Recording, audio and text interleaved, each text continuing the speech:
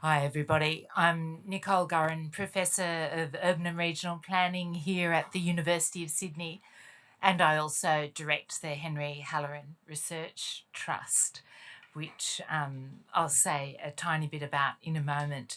Because first, of course, I want to acknowledge that we are meeting here tonight on the unceded lands of the Gadigal country in the Eora Nation, on whose lands the University of Sydney stands. And in making this acknowledgement and in recognising elders past, present and emerging, I particularly want to recall the words of Uncle Charles or Chicka Madden, a very well respected Gadigal elder and important artist as well, who gave us at the start of this week-long Festival of Urbanism a very gracious welcome to country in this room. And he reminded us how important country is to all of us and our obligations to it. And in fact, today, one of the real festival highlights was walking through Redfern Waterloo, just a little, just a few blocks from here, and with the public housing tenants who are led by Red Watch. And they actually took us through a tour of sites of recent Aboriginal historical importance too, and reminded us that Redfern Waterloo is where amazing services began. Redfern Legal Service, dear to my heart, the Aboriginal Housing Office, recently celebrated 50 years, Aboriginal theatre, Aboriginal art, and of course the homeland of many amazing Aboriginal athletes, with which I wanted to use as a segue into tonight's event around, sport, art, the public realm, public places. And so with that, welcome very much to this final event this evening and first event for those of you who haven't been part of the Festival of Urbanism this week. But the Festival of Urbanism is part of the Henry Halloran Research Trust. We're a multidisciplinary research centre across the university, and we basically have two missions. One is to draw on the different bodies of knowledge in our university and beyond, from art, from politics, from architecture, design and planning, and to throw that knowledge at issues facing cities and regions and urban and regional communities, and to do that in conversation with government, with community leaders and with the wider public. And the Festival of Urbanism is our annual event, and it's one of the ways that we do that. And we called this year, as we've done in the past, for proposals from friends across the university to put forward a Festival of Urbanism event. And we're absolutely blown away by the proposal that Dr Indigo Willing put forward with her colleagues, that combined for us both all of the things that kind of fascinate and bug us about the city, but in a way that there's no way that I, as an urban planner or urbanist, would be able to come at. And that is, of course, public art, the design of public spaces that are publicly inclusive, as well as, the sport athletes. We know skating now is an Olympic sport. So I'm not going to say anything more aside from reminding you that after this amazing panel, and I'm going to introduce and hand over to Indigo as your chair in a moment, but I wanted to tell you that afterwards at about 6:30-ish, when we finish, there's going to be some, food and some drinks, and we'd love you to stay along and meet some of the speakers and, of course, carry on the conversation that I know they're going to spark. So now let me introduce Dr. Indigo Willing, who's a skateboarder. She's written, Indigo, Skateboarding, Power and Change. What a great book published by Palgrave Macmillan last year. She's a visiting fellow here at SSHARC for the Skate, Create, Educate and Regenerate project here at the University of Sydney. She's working in collaboration with Professor Lee Wallace, who I see here in the room, Dr. Sanna Maestrom, and PhD student Nadia Odlam from the Art Play Risk project, as well as Associate Professor Leanne Loke, who is also part of my Faculty of Architecture, Design and Planning. Indigo's just been awarded a 2024-25 Churchill Fellowship to research skateboarding and urbanism abroad in the US, UK and Germany next year. Congratulations, Indigo. And thank you. Thank you so much, Professor Nicole Gurin. We really are thrilled to be able to have these conversations about skateboarding without being arrested and told to move on, which is our normal experience when we have our skateboards on campus. Just a very brief background is that I'm a sociologist, as I guess it's just been explained. I'm a war orphan, an adoptee, I'm a skateboarder, and I'm the co-chair of SkateCER, which is an organisation that builds skateparks around the world, but particularly for children in conflict zones. And they were the topic of an Academy Award-winning documentary called Learning How to Skateboard in a War Zone If You're a Girl.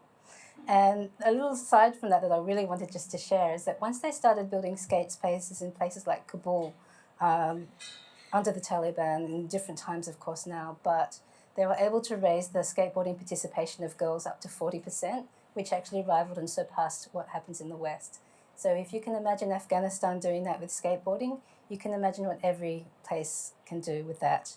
We're very honoured to be here on Gadigal country, in Darug country and in Warang land as well. So thank you, and I really love to just share a little bit about what skateboarding is seen. It's seen as often a deviant thing.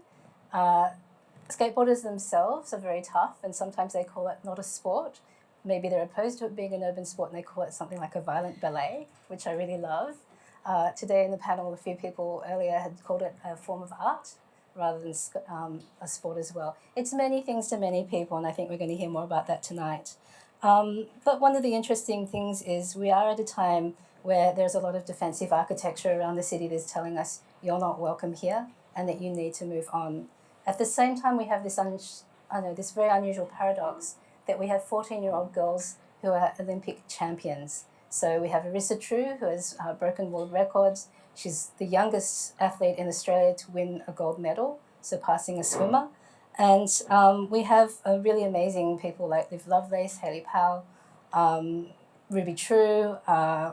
We have obviously our wonderful panel tonight as well. So we really have to ask ourselves questions about what sort of assumptions we have around skateboarding and how they're actually being broken by people from the margins and people that aren't normally considered traditionally part of skateboarding. I really want us to turn things around and continually question how we look at skateboarders and also have a listen to how we skate, create, educate and regenerate. So I'm going to briefly introduce the panelists here. Tonight you will be meeting leading change makers in skateboarding, including Nick Hayes, founder of First Nations company Spinifex Skateboard. Here from Gingeraporti, he's an Eastern Laurentian man, a traditional owner from the Northern Territory. We have Timothy Lachlan, who is the founder of WCMX and Adaptive Skateboarding Australia. He's an elite athlete. He's the first person to do a backflip in a wheelchair in Australia, and he was recently touring with Tony Hawk, which is really cool. And we will also be hearing about his various other work as an occupational therapist, of which he's recently graduated. Poppy Starr is a professional skateboarder, an Olympian from the Tokyo Olympics, an artist, an ambassador for Thrive with Pride for the Australian Sports Institute, and many, many other things. So we're looking really forward to hearing your views on urbanism as well, Poppy. And we have William Chan, architect and the youngest councillor in Sydney. I'm sorry, can you correct me? And I'm from Brisbane, I'm from Meanjin, and I'm working my way around something about the various areas of Sydney, but definitely he's done amazing things. He's on he's advising the UN and many other things. So when entering the building, you have also been able to view co-designed playable artworks or skate docs, which are an interactive part of our co-hosted 2-day symposium that we've just held called City Canvas, Public Art and Creative Sports, which has been quite an amazing event because it's women's run in an area in a male-dominated sort of scene of skateboarding.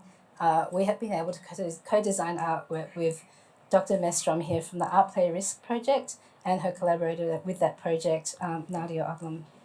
So after the panel, you will have a chance to meet the artist and talk with all the panellists here, but also the many really wonderful people who are all experts, and I wish I could have invited them all onto this panel, who have been behind the SkateCER project. They're amazing, really amazing group of skaters that have backgrounds as landscape architects, architecture graduates, artists, and much more. So I'm going to begin with you, Sana. I don't know why I moved that way. I'm going to move this way. Skateboarding invites creativity, but has historically been banned and looked down upon in public places like city plazas and spots, as we'll hear more about tonight. Artworks, on the other hand, are often fenced off and have defensive architecture. So I want to know what attracted you to creating playable public art that can also be skated.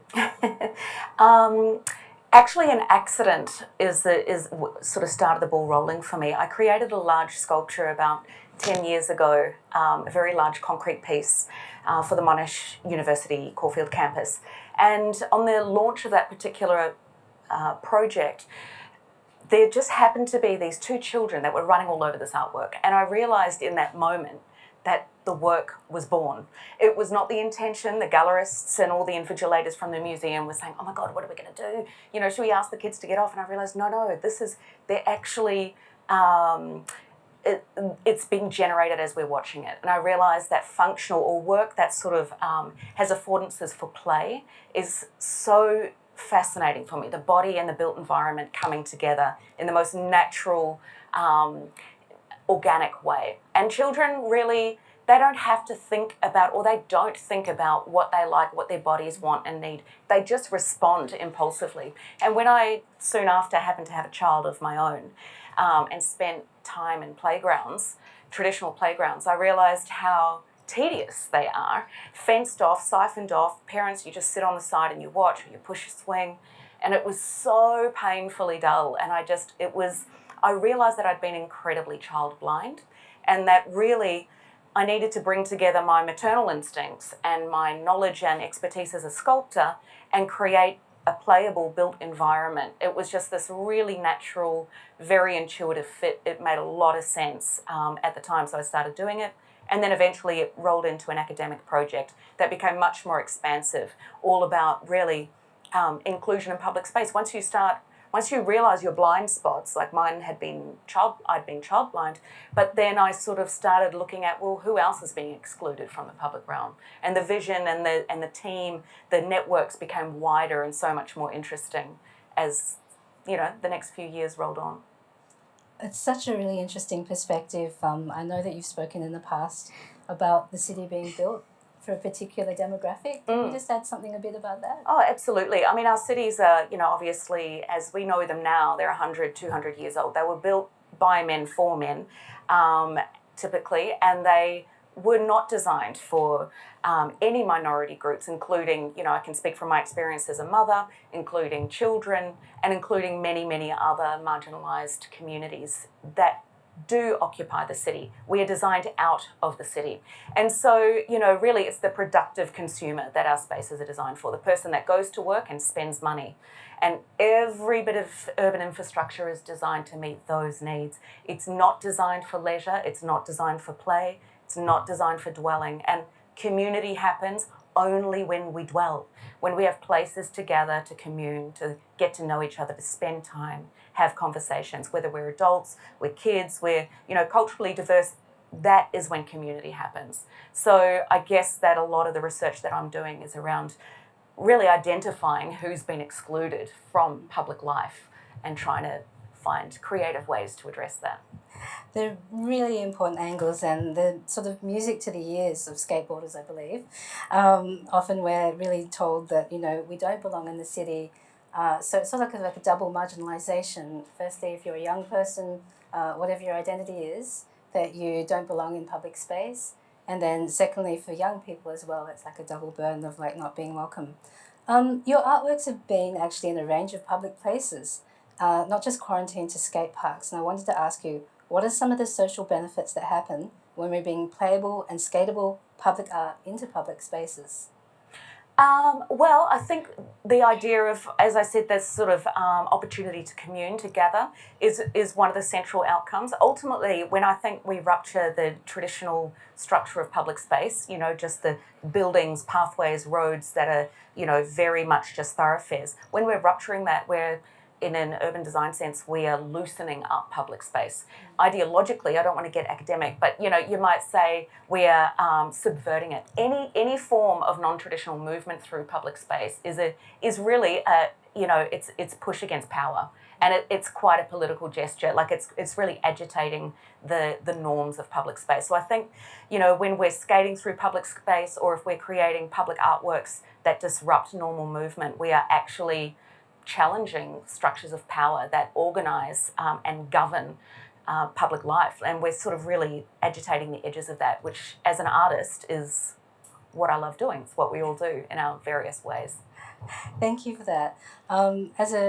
We have so many interesting side notes as researchers together in our collaborative project between SkateCER, so Skate, Create, Educate and Regenerate, and Art, Play, Risk. And one of them was when I first saw Sana's artwork. It was at the University of Sydney on the lawn there, and I looked at it and I thought, that's skatable.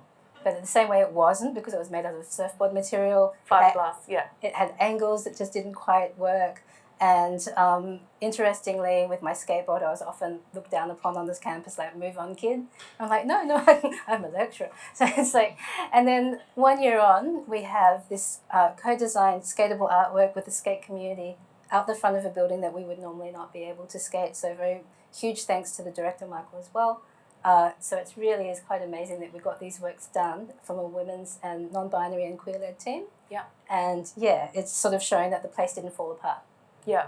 By letting us have some urban play in a grey space, things are actually... It's actually, I think, really, I don't think we can underestimate the significance of SSSHARC having permitted us to present and activate that skatable sculpture there, because it sets a precedent that we're hoping other councils and communities will be able to integrate. Yes, it's and also for the Henry Halloran Research Trust as well for giving us this space to do this as well. So let's move to you, Poppy. Skateboarding is now both a subculture on the streets and a high-performance sport in stadiums like the Olympics, with women at the forefront.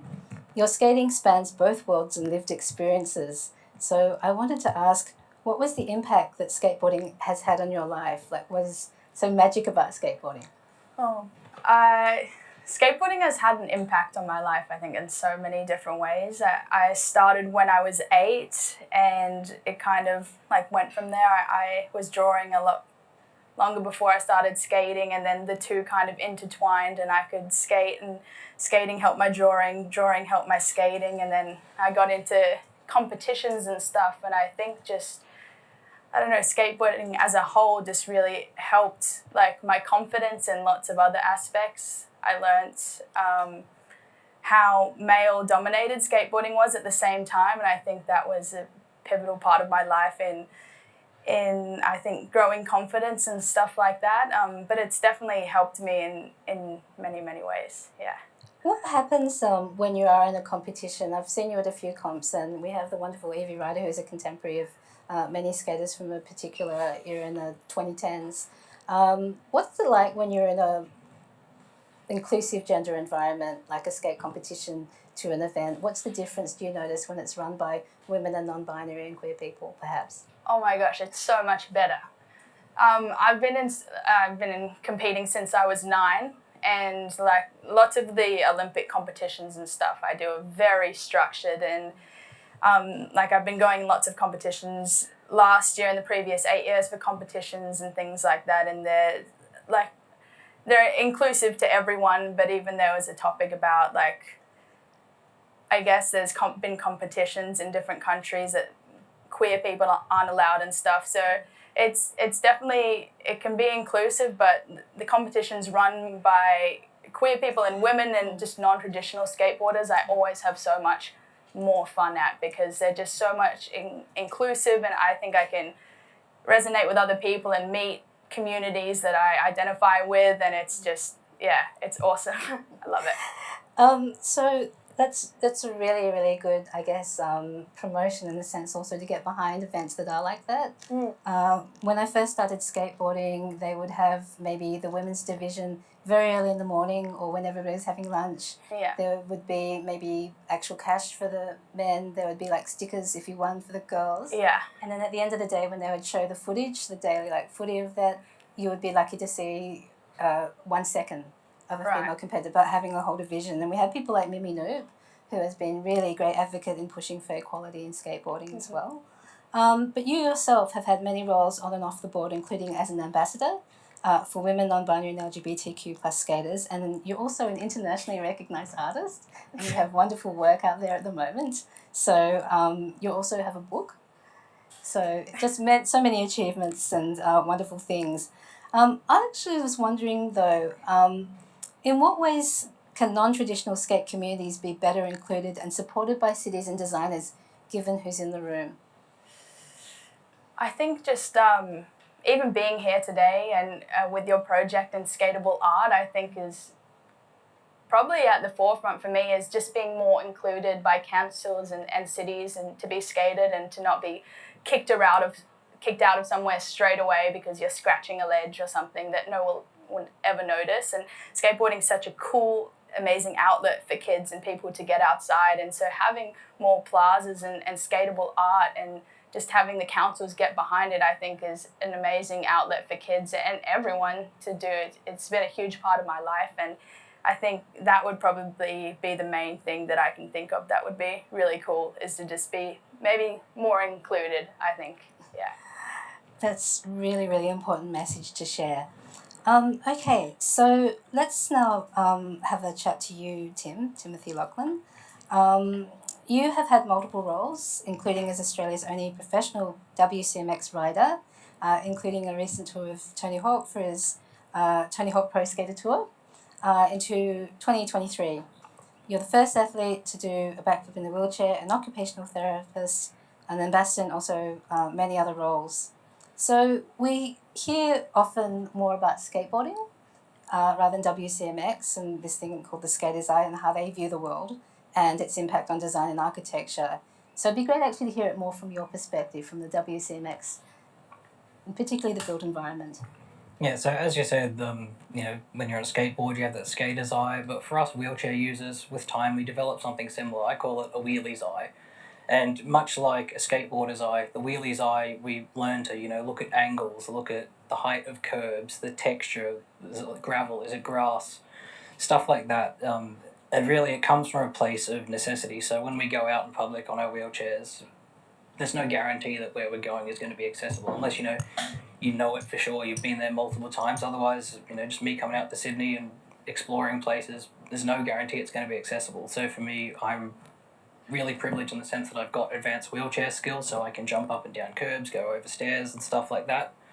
But for somebody who's new to a chair, they don't have any of that. So really, I guess the benefit of getting in the skate park in a wheelchair is you sort of learn to play with those angles. You learn what's safe, what's not safe, how do I fall, how do I get back up. And then it's not just those skills, it's you can take that into daily life. So, for example, I'm able to go anywhere in Sydney I want pretty much.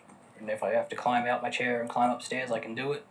If I have to climb up curbs, I can do it, stuff like that.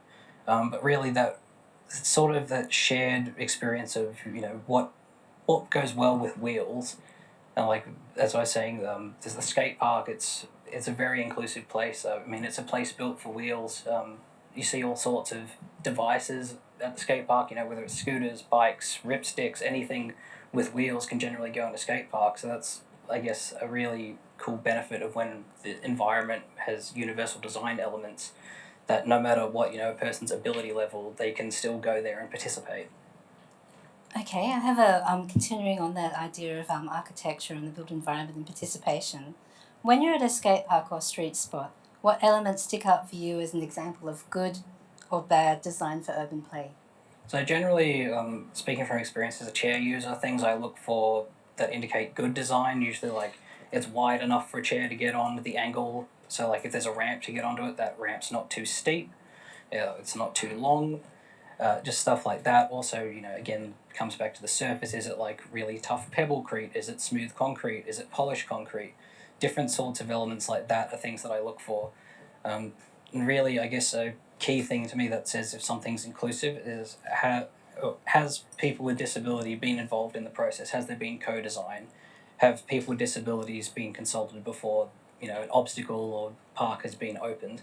Because really, that's the true measure of inclusion. Is it they've just ticked a box and said, yeah, we chatted to someone with a disability, or did they actually have a whole team of disabled people with different disabilities, giving their input so that way we can make the built environment as inclusive as possible. Thank you. And may I ask, what has been one of your favourite memories, I guess, during your WCMX, and particularly in the teaching role? Because I've seen lots of your videos when you have kids coming in and doing it with you. I've got sort of two favourites. So I guess my biggest favourite that you mentioned already, I got the chance to skate alongside Tony Hawk, and that's, you know, been a childhood dream. I got into skateboarding just by playing his video games, and there was like one character in one of his games who's in a wheelchair, and I drew a lot of my inspiration from the tricks that, you know, you could do with the wheelchair character. And yeah, just it was really eye-opening to have that opportunity. Like, although, you know, it was very last minute, they called me up and they're like, oh, you know, would you like to come skate with Tony Hawk? And I'm like, yeah, sure. And there's like, oh wait, can I actually get to the top of the ramp? They're like, oh yeah, we got a ladder to the top. So I'm like, oh, that might work. So I'm very privileged in the sense that I'm what you call an ambulatory wheelchair user. I can still get out of my chair and walk a little bit. But basically the way we ended up making this access work, it was like an 11-foot ramp they put in the middle of like the Fortitude Music Hall. And I just have like this massive rope with me with carabiners on each end, a bunch of knots on it. So you tie one end to the wheelchair, I then crawl up the ladder, and then once I'm at the top, pull the rope and pull my chair up there. So we did that like twice, and that was more than enough for me because it was just the workout of getting up there, but also the terror of like, because when you're dropping in on a wheelchair, particularly you know, you don't get to hug the sides like skateboarders do. You fall like about 2 meters, so it's very gnarly when you do it. But yeah, also part of that, I guess, leading to inspiring kids. There was one young man I met there. He was born without eyes, and he I made an effort to like visually describe to him like how big the ramp was, and I tried to like, you know, have a word with the security like, oh, can he come feel the ramp just so he can get an idea of what we were actually skating. And then from that, like, I was able to meet with his parents, and basically he's been joining me at the skate park for monthly skate sessions ever since, and he's absolute little shredder, got no fear. Like, he loves to do like spine transfers. Like, he's got sort of like a mix between a stroller and a wheelchair, so he has someone pushing him at all times, but he's always saying more and wants to do the biggest things possible. So like, it's not just, you know, throwing people in wheelchairs down ramps for fun. It's changing society's perception of what we can do. It's also showing that it's okay for us to fall. We're not going to break into a million pieces if we fall. If anything, it's good for us to fall. I call it, as an occupational therapist, it's something called dignity of risk. So that means, you know, despite disability, you still deserve the right to take risks. You still deserve the right, you know, an informed risk. So we know that skateboarding is dangerous. So when I take people to the park in their wheelchairs, I give them helmets, I give them pads, and we start out small. And then it's up to them if they want to do bigger ramps and stuff. But it's not just, you know, sending it down ramps for fun. At the end of it, they come out of it knowing, okay, if I go out into Brisbane City and I find this massive hill that I'm terrified of, I now know that I can go down it. Or if I find this ramp that's a little too steep, I'm not sure if I can do it, I now have the confidence to try, or at least I can, you know, try, and Dad will be behind me to catch me. It's just really using the built environment to give people those skills where they can, you know, go out and live the most independent, fulfilling lives possible. Thank you, Tim. So I might add that tonight's questions are sort of an amalgamation of various ones sent in by the audience. And we'll also have some available on hand and also in question time as well. And also that Nikki Hayes has also been sort of co-designing this panel with me tonight. And so we're actually going to move on to you now, Nikki. So Spinifex Skateboards are the first Indigenous run skate brands in the continent. You have been visited by top skate industry bands, featured in national media such as NITV, in Slam Skate magazine, which is our version of Time magazine for skateboarders, I guess, and invited to numerous events. Let's sort of backtrack a bit though. How did Spinifex come to be, and sort of what does it do now? Well, Spinifex was just an idea at first, and because of the love of skateboarding. I mean, I've been skateboarding for like 27 years now, and started skating Alice Springs in Barcelona, and which I was the only Indigenous kid skating in that town, and so from the love from that, and then I wanted to sort of do something that an idea, I guess, and then sort of fell into place where I was doing some youth work. I think it was back in 2015, and then really seek the idea of like maybe doing workshops, but also the youth engagement on all sides of that. And then I was going into town from community, and then just looking out the window, and as you do when you just see the landscape, you know, with beautiful hills and you know, the sky and stuff like that. And then I was just noticing, you know, all that, and then the Spinifex, all these Spinifex is coming across while I was just gawking out the window. And then I just thought, oh wow, Spinifex.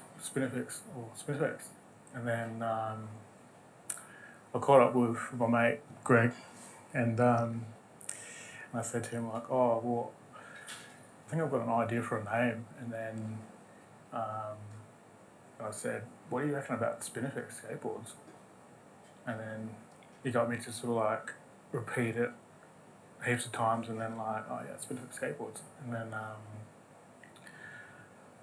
and so fast forward from that, you know, Spinifex was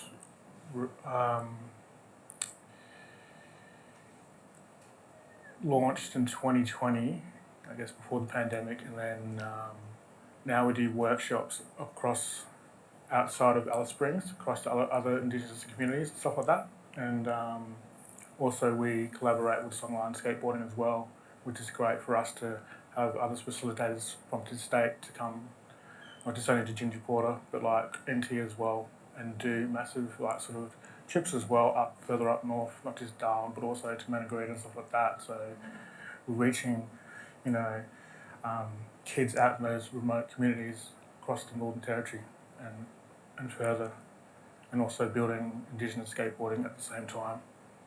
Yeah, so the Songline Skateboarding is founded by Josh Rubin, is correct? Yeah. And it has Sonny is on the team. He's on the team at World of Willcraft up at St. Peters, and doing some wonderful things. Tell me about one of the tours that you've done with Songline. Where has that taken you? With the, I guess it's the continent's first Indigenous skate team on tour. Where have you been? Yeah, it's the first Indigenous skate team that was assembled, Songline Skateboarding, and the first trip that I went on was to WA, to Karratha, Roebourne, and it was great to, it was actually at Perth first, actually, before Karratha and Roebourne, and actually Greg was there actually on that trip with me as well, and we kind of collaborated on actually filming and getting some clips and stuff like that for a video that we leaned into like a documentary, and that became the Songline documentary throughout that trip. Yeah, I really encourage people to see that Songline documentary on YouTube and follow Spinifex on YouTube as well. We will actually talk about some other people that have come to visit you, but also in your videos as well, it's a really nice insight into the extreme talent going on. So somebody like Danny Campbell is, I think, was in the Olympic qualifiers this year as well. And can you tell me about Kieran Riley?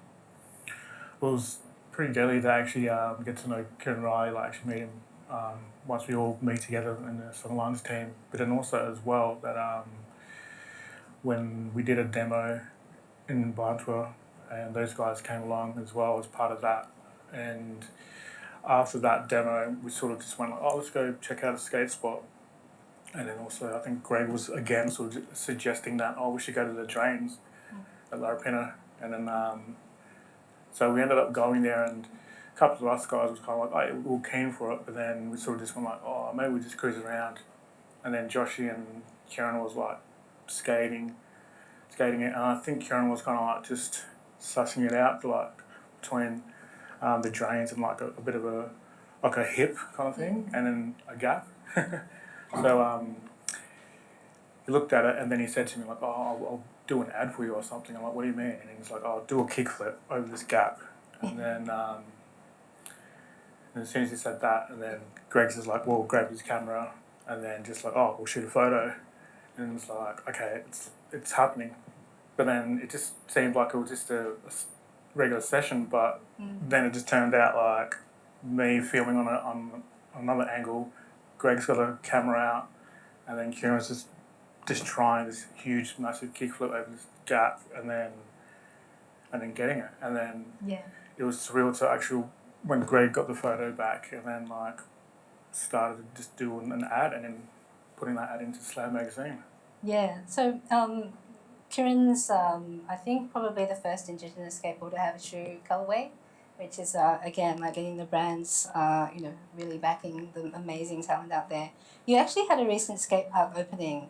It has been visited by a lot of prominent skaters. Most recently, Chuffed Roller Skaters did a collaboration with you, bringing out women skaters to do a workshop with local youth. What's the sort of social impact of doing something like that for Spinifex? Well, I wanted to do something sort of different again, outside the box as well, the norm, and really wanted to have the community kids out there to have an option to do something else than just football, basketball, the go-to sports that, and roller skating was just an idea. I was like, oh, okay, cool, because roller skating is cool as well. It's basically the same as skateboarding, and I just thought of the idea. Then I reached out to Ashley Chetty and just had chats with her and bring the idea of like, okay, what do you reckon about like roller skating? Like, do you reckon you have like sort of maybe like come to Barcelona and Ginger Porter as well? And did the girls love it? How did the girls like it? And actually, I think you said that the boys like the roller skating as well. Yeah, the boys and girls really loved it. Yeah. Like, they were just spinning out and going, wow.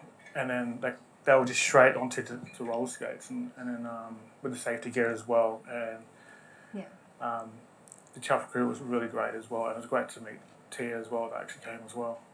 All right. So we'll get back to your skate park and all the skate activities that you do soon. I might just now ask William some quick questions around his architectural practice. I did describe you as the youngest councillor in Sydney before, but also I think probably you should be the youngest Prime Minister if we can swing that as well one day.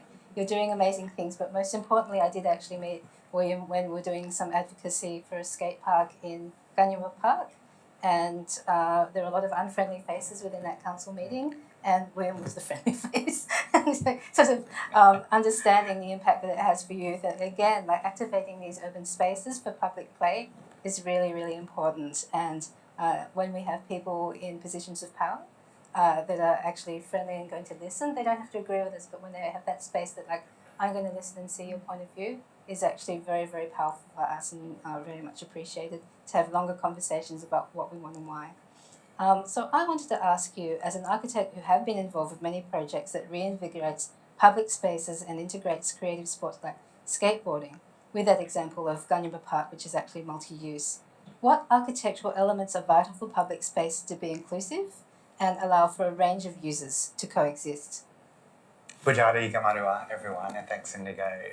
It's fantastic that you mentioned politicians, but also just members of the public and even architects. I think when we're designing public spaces, it's so important to have that skill of people watching and understanding how people use public spaces, especially spaces which might not be designed for them, or how people might use spaces differently. And being able to put that from the get-go and design it, integrate it, as Sana has said, into the publicness of a building or into the urban fabric is critical, especially if we want the play and the activation. I worked on the projects for the new International Convention Centre in Sydney, and I love what's now been dubbed Dancers Alley, which is in between ICC Theatre and the exhibition hall.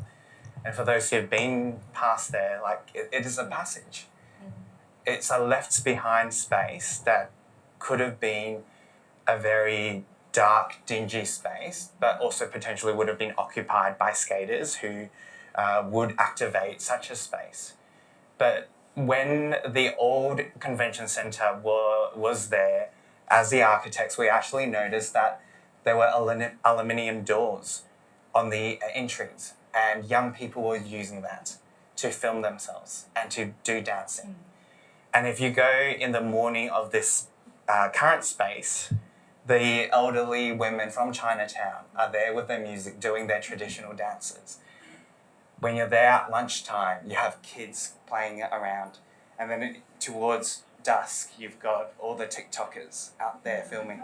And I think it's such a great sense of how that, in terms of people watching and how people actually use spaces differently, that door wasn't designed that way, and now it's been integrated into the new building.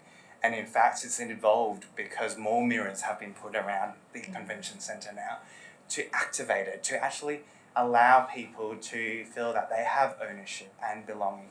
And it's the same in terms of the city's Glebe Foreshore skate park, which was designed in conjunction, co-designed with 100 skateboarders from the Sydney Skateboarding Association. And again, in terms of, rather than seeing it as a separate element or an add-on, it was designed from the get-go with the right users. And that's how we came about the incredible skate park, the urban street skate that goes underneath the viaduct of the light rail, combining heritage, transport in terms of a park, but also the nearby playground. And again, it's also about visibility. I think if we can bring that activation, that sense of play and fun to the foreground of our public spaces, and we've done so with people going across the light rail of the inner west, they can look down and know, that's so cool, I want to have a go there. But also the young kids on the playgrounds, the children, they look up to the skaters as role models, and they see a sense of belonging and community.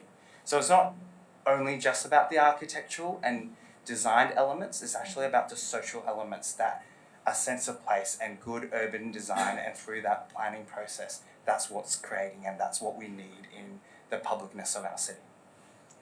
Thank you for that sort of really holistic approach to how we look at city, and particularly through your eyes. I know Dance Alley very well. I was filming with some skateboarders there, and we just thought it was amazing that we had a whole bunch of people doing K-pop in the background. It made us look like we'd hired them or something.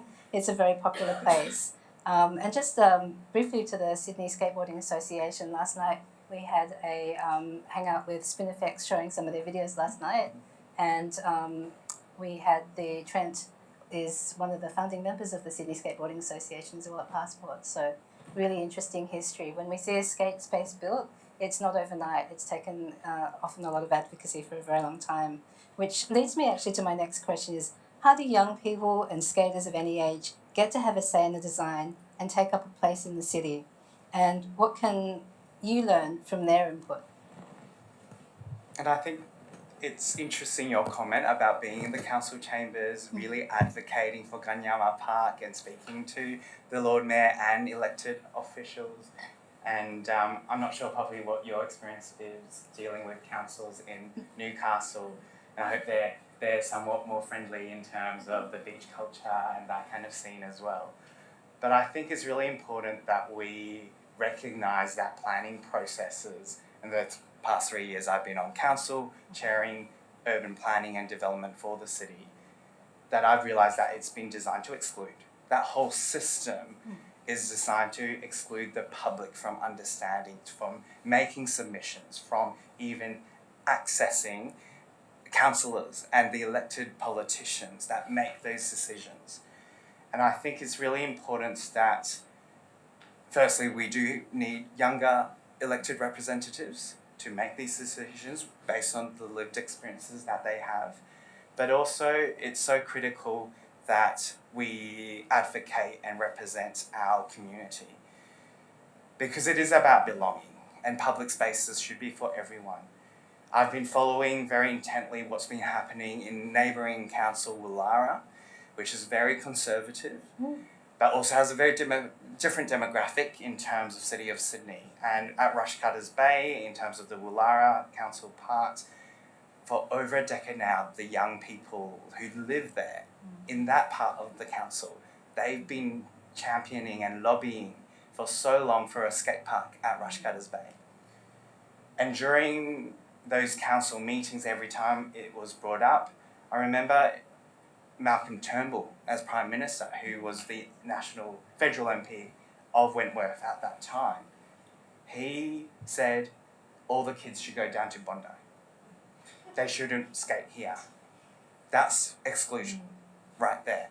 And in fact, he said, adding concrete structures and hard surfaces is not considerate of the area of Wentworth and of the park. And it's fascinating because when we're talking about concrete structures, flat surfaces, hard surfaces, asphalt, 80% of our public spaces are our streets and roads, and they're for cars. They're not even for people to use. 80% of our public spaces in the city. And so I think it's really important for us to actually challenge a lot of these long-held kind of beliefs or ideologies, political ideologies even, in terms of what makes our city. And the fact that when we do engage and when we are part of that discourse, political discourse, when we are fighting for better public spaces that represent who we are, that we can enjoy and have ownership over, that's when we have democracy. And that's when democracy plays out in the public sphere. So I think it's so important that we do keep pushing. And it is a challenge when we are not represented, especially a younger generation. But also to look at, for example, the City of Sydney, we've adopted a child-friendly city policy. And understanding how we can not only treat now skate parks as a sporting facility, just like a council providing tennis courts or basketball courts or aquatic centres for the public to use, but actually having play along the way, how we can incorporate playable elements along our streets. And that's a new driver and vision in terms of not just creating playgrounds and having specific sites that's been zoned and designed for public recreation, but do so on our footpaths and do so in our pocket parks and in any other kind of space where it is public. Thank you for that really strong insight into the different dynamics that you navigate in your various roles. I know tonight here we have Sam from Phoenix Cruises Women's Skate Sydney Club, and she has already raised the idea of Rushcutters Bay being a place where girls, women, non-binary people of all genders feel safe hanging out with their skateboards, skating along the pavement. And, it's really, these sort of events are really important, not just for us to sit here in the panel and sort of have this one-way conversation to an audience, but in this break time, people like Sam and her group are actually very keen to do advocacy around that Rushcutters Bay again. And I know with the Sydney Skateboarding Association, they've done amazing work, but and they are like definitely heroes of the skateboarding scene. They're men, right? They're all men. They look like skaters. They're not like a whole bunch of people that have different types of, bodies, different types of backgrounds in that. I think in the current scene now, we have advocates for public spaces being used for urban play that have a whole different type of demographics. It's time to sort of reactivate that kind of advocacy for using public space with how our panel looks here, with how it looks at the skate park, which is very different from all of the earlier sort of advocacy that has done amazing work. But it really is nice that we can have these conversations now on board with a range of people. Poppy, I did want to ask you, you're a Tokyo Olympian, but when we're chatting on our panel pre-chat, you mentioned something about being moved on, like security don't sort of say, can I have your autograph if you're street skating? What's the reaction if you are street skating with your friends or you're out in the street with your boards? Usually when we're out street skating, I mean, there's some places where it's okay, but majority of the time you'll get kicked out. It doesn't really matter what kind of, status you hold in skateboarding. It's usually pretty similar where you go, you try and skate a street spot, you'll usually get kicked out. At skate parks, it's sometimes different, but that's kind of more the experience I've had with that sort of thing. And sometimes I'll try and pull like the Olympic plug and I'll be like, no, I'm training for the Olympics. But they don't really believe me, but yeah. We all tried that in COVID when you were only allowed out if you could exercise, and we're saying, no, we're all training for the Olympics. Yeah. And we're definitely, my friends and I love our skateboarding, but yeah, we couldn't pull that one. Yeah. So it's really interesting. Do you think you're at a point now, Poppy, with the type of crews that you hang out with, and you have access to a range of really amazing networks at skate? What kind of people would you like to bring to the table to argue that skateboarding in public places and things like co-designing skatable art Like, who would you bring to the table if we had somebody that we could talk to about changing things? I think you mentioned Mimi Nu before. She's always been sort of a role model of mine. She was a professional skateboarder and is really promoting women and females and all non-traditional skateboarders in sport. And she'd definitely be someone I have up there. Also, one of my role models is Alexis Sablone, and she's a professional skateboarder. And she is also an artist and an architect and has designed a couple sculptures, like skatable sculptures in Malmo and Copenhagen, I think, and lots of different kind of spaces like that in little plazas that skaters can go and skate as well. And I just think it's like such an incredible idea, and it is in these plazas and these artworks, and it brings all these people together to skate. And it's just such a community. And I think that's really cool. So, yeah, those are two people that I would have. Very, very powerful. So a lot of people, for the story for Alexis Sablone, they are Olympian again from Tokyo. I think they're in their 30s. They're MIT graduate from architecture, and it's true that they have been able to get invitations and commissions to build skatable sculptures in places like Europe. So here in Australia, we're trying to push that movement as well. Like, let us have art that we can play with and skate. Okay, we're going to be moving now over to an open mic session, is that right? And I've got some questions to look at as well. So, does anyone have any questions for the panel? And the wonderful Greta is going to assist us with handing you over the mic. Thank you. Hello, everyone. Thank you so much. This question is majorly from the perspective of a pedestrian who is walking on the footpath, and I see a skateboarder coming and using skateboard as a transit medium, which is so cool. I mean, they're not relying on motor vehicle. But then me as a pedestrian who's walking, mostly on my phone or listening to music, get startled. So I have question with perspective. What would you suggest me as someone who wants to be a urban dweller, who wants to be inclusive, and also someone who's a budding planner, how to incorporate skaters and skateboarders in the transit medium? That's a really great question. Actually, I might start with you, Sana, on that one, and transit. Because you'd actually, Sana has been speaking to people in transit that have like an unusual attitude towards when you ask them, can you have skatable sculptures? Yeah, but this is more, you're thinking, are you referring more to, what sort of spaces are you referring to? Footpaths and things. Yeah.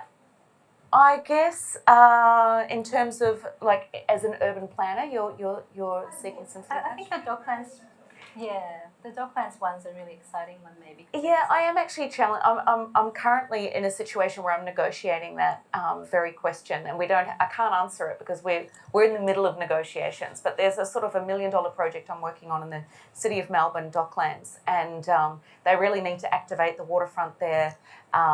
It's sort of a dead zone. And there are cyclists that go zipping past. That's the only real reason that they're the only real users of that space. But they want people to dwell. They want people to stay. And I'm trying to.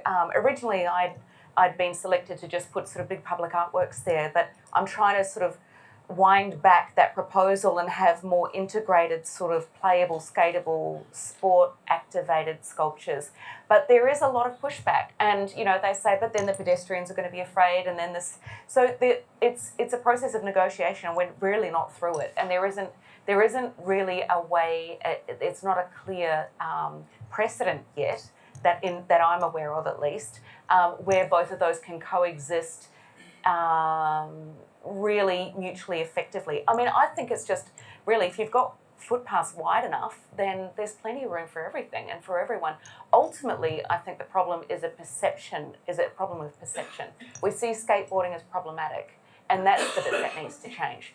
Once we're aware, once we're not blind anymore to the different ways that space can be used at the same time, once we start understanding the language of that and the sensibility of that, then we just, like in Holland, where I'm originally from, I've sort of had a lot of origins, but you know, cycling is just part of daily life. You just live with it. You don't. It's not even a question in urban design and urban planning. You walk and cycle and negotiate space unconsciously. It's so ingrained in the cultural life of the Netherlands. So, you know, I think we just need to have a perceptual shift and a cultural shift, and then the planning, you know, can be part of that shift. And advocacy is that what we're showing outside is just a tiny little sample of what's possible. And once we've got a few more examples, we just pump those, we just advocate. We say, look, here's a demonstration of how skatable sculpture can be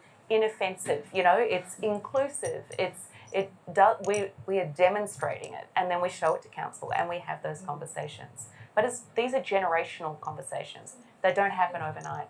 You know, Holland's been doing it for hundreds and hundreds of years, you know. So I'd really like to actually pick up on that point again. Like, we have some very, very wonderful people in the audience who have been part of a symposium for the past 2 days, giving various papers and also just assisting us with co-designing the research. So the people including Aaron Christensen, who's been activating our skate space as a landscape architect, second year, I believe, and there are just a range of people that have been doing this work as skateboarders as well, and would have some really, really exciting conversations with you. But it does actually make me want to ask Poppy the question. Did you mention Copenhagen? Have you been to the Copenhagen Open? Can you explain what happens to the streets there to us? Copenhagen Open is, you know, this big skating event, non-traditional skating event. It's like they have different little competitions all over the city, but it's not really serious. It's everyone coming together, and people come from all over the world. It's such a fun time. I experienced my first one last year, and it's so much fun. There's like hundreds and hundreds of skaters, and you have all these different pinpoints on the map throughout a couple of days. And there's just these events where anyone can come, anyone can skate. You can win money, you can win prizes, and you party, you have fun. It's an amazing experience, and the whole of Copenhagen's kind of behind it. They know it because there'll be hundreds of skaters going past you in the street. It really lights up the city, and it's a super, super fun event. So we're almost towards the end of this, and we have lots of time in discussion time outside. We're going to have some catering and everything, and some nice food to have more discussion over this. But just to round this up, we've got about 5 more minutes left. I have one final question for each of the panelists, and I might start down with you, Poppy, and move this way. If you could give council, urban planners, designers one command or one big wish, what would that be? One big wish, I'd probably ask for more inclusivity, I think, for skateboarders and urban spaces, and creating these plazas and places for skateboarders, because it's such an amazing outlet, and I think it would really add a lot to the community, especially for young people, but everyone, and bring people together. I think that would be super, super cool. That sounds really cool. William, what would your... For me, I think it's important councils, decision makers, planners, architects take the risk. Skateboarders are taking the risk in terms of what we do as a hobby, as a sport. And when we look at, say, even pedestrianisation and navigating and our streets, and even reallocation of our street space and road space, which the City of Sydney is doing. I've been chairing traffic committee, or what we, at the City of Sydney, we've called it traffic calming committee, because that's a priority for us. I've been always talking about how good it is that we're now pushing through continuous footpath treatments, which is where it's a flash service on our footpaths continuously all the way across roads, which creates a little hump for cars, which does traffic calming. But I didn't realise until we had somebody who uses assistant animals come up to us in council and say, actually, this is not accessible for us. And to Tim's point in terms of how do we look at and design and make sure that we're constantly evolving and pushing the boundary and taking that risk, and how we actually make that happen. And now the city is working with Inner West Council, because the assistant animals cannot read the tactiles. And prior to that, they could read the curbs, that it dropped to a different level onto the road surface. And because of that, we're now trying to find different ways to make it good for pedestrians who enjoy flash surfaces, but also those who are differently able to also make sure that's accessible. And I also want to mention in terms of risk, for example, Melbourne City Council has really pushed the boundary of playgrounds. They've created the Risky Playgrounds, which has been done by artist and landscape designer Mark Hewson, where all the elements seems like they're going to roll off or they're going to fall off, and they've got done like fake concrete, which is actually spongy, so that children can learn about what risk levels and their limitations, and to really get kids outside of their home and off digital platforms and actually engage in our built environments that way. Thank you for that. In the break, when you get a chance to meet the artist of the artwork outside Sana, Dr. Mestrom, please ask her about Mike Hewson's role last year in the symposium that we held this year. In the previous year, he was a keynote, right? Yep. So yeah, really excellent work. Nikki, what's your wish list or command for a council? Again, like the same as Poppy, like more inclusive, but also I guess council's got to also listen to community at first, and also more collaboration with like sort of skate park users and stuff like that, and really sort of listen to like the community in a different angle as well. That's my wish as well, and for more continuing sort of stuff where like broaden the ideas of like instead of just like okay, we're going to do things on one side than the other. Yeah, so Nikki, you're actually out here on a tour of Gadigal country and Darug land and Wangal land as well, with Greg Barnes, who's over here, and I hope people get to chat with him as well, who's been doing a lot of skate park advocacy and many other great things for Empire Way, for Alice Springs Skate Park. We had this discussion in the break that there's some sort of difference between what we would see as councillors, non-Indigenous people, and Aboriginal councils. Can you briefly talk to that, what Greg and you were discussing with the Aboriginal councils as well? Is it various sort of processes, etiquette, cultural protocols as well when you're building skate parks and things? Well, it was a really interesting process for the council at Ginger Porter, much different than council in town in Nabantua, which Greg Barnes was fighting towards sort of getting another new skate park in Nabantua. So that's still ongoing, but also it's reached to a stage now where